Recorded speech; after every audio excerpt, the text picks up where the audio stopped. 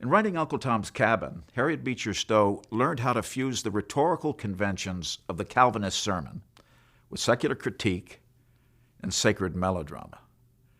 But she asserted the full value of her creative intelligence by identifying with the typos of the woman as mother rather than minister. In the backstory, I mentioned that Stowe had the vision of Tom's crucifixion during a church communion service. That vivid pictorial image enabled her to project the inconsolable sorrow and rage she had experienced at the death of her infant onto the vision of a black slave as Christ crucified, to work through what was left of her anger with God for his unjust taking of her innocent child's life. Stowe created a demon whose moral depravity she took ruthless delight in detailing. The sacred melodrama in which Stowe situated this crucifixion tableau invested abolitionism with the scriptural authority to pass righteous judgment on all the places and persons associated with the slave power. Uncle Tom's Cabin entwined two slave narratives, those of George Harris and of Uncle Tom, in asymmetrical moral geographies. Stowe's narrative turned on the changes in Uncle Tom's fortune. After Mr. Shelby and Mrs. Shelby, his benevolent Kentucky master and mistress, sold Tom to slave traders who trafficked with plantocrats in the Deep South, the all but white George Harris escaped to the North with his wife Eliza and their son Harry.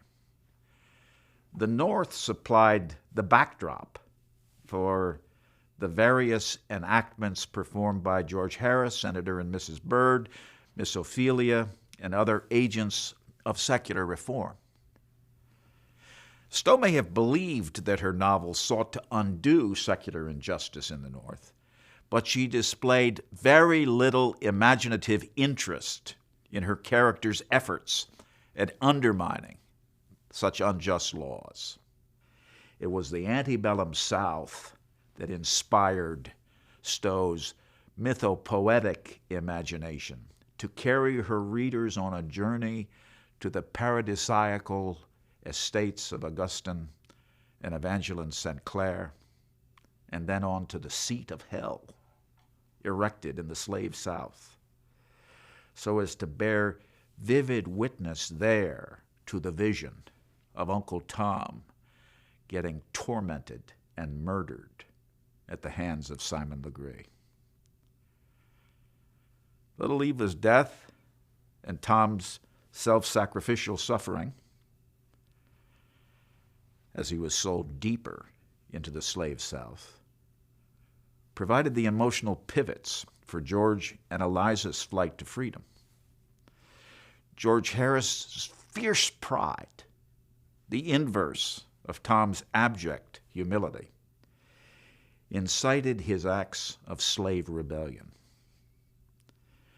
But in displacing the reader's rage at Legree's murderous humiliation of Tom onto the desire for George and Eliza Harris's escape to freedom, Mrs. Stowe turned their flight north into a secular redemption of Tom's martyrdom.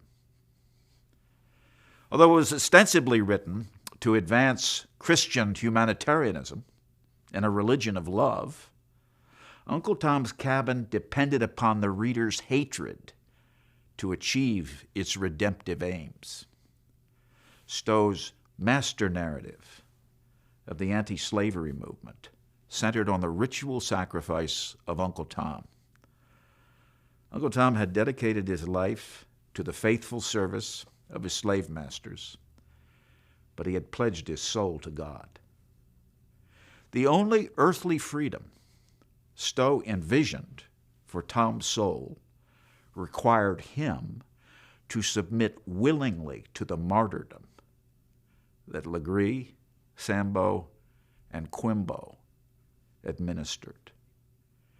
The unimaginably generous, Christ-like love that Tom extended to his tormentor, Simon Legree, filled Stowe's readers with a vengeful, hate-filled rage that Lincoln discerned as one of the affective resources responsible for the whole bloody history of the Civil War.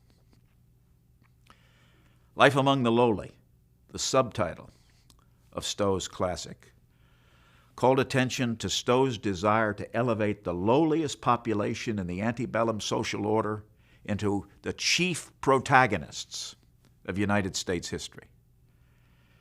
Yet following her narration of Uncle Tom's death and of George Harris's escape, Stowe concluded the narrative with an account of the transformation of George Shelby, the son of Uncle Tom's first master, into the white emancipator who was alone empowered to bring about the abolition of slavery. How could such an ending have appeased the oppressed race with whose point of view Stowe believed she identified? In Everybody's Protest novel, the 20th century African-American novelist James Baldwin criticized Harriet Beecher Stowe for sacrificing her character's lived experiences to the reductive simplifications dictated by her religious arguments. Baldwin went on to characterize Mrs. Stowe's sentimentalism as a veritable mask for her cruelty. And he went on to lodge a series of complaints about her prejudicial representations. Baldwin condemned in particular Tom's abject docility as an instance of cowardly submission to the slave power. He rebuked Mrs. Stowe for deporting George Harris, the only slave heroic enough to lead a slave rebellion, first to Canada and ultimately to Africa. And he ridiculed the hypocrisy evidenced in the disparity between Stowe's rhetorical exaltation of freedom and her rendering of characters who were absolutely submissive to her themes. Uncle Tom, Leva, Eliza, Topsy, Simon Legree, all of these characters have broken out of the novelist's constraints and become part of our contemporary imagination. Do you share James Baldwin's estimation of the inadequacy of Harriet Beecher Stowe's imagination?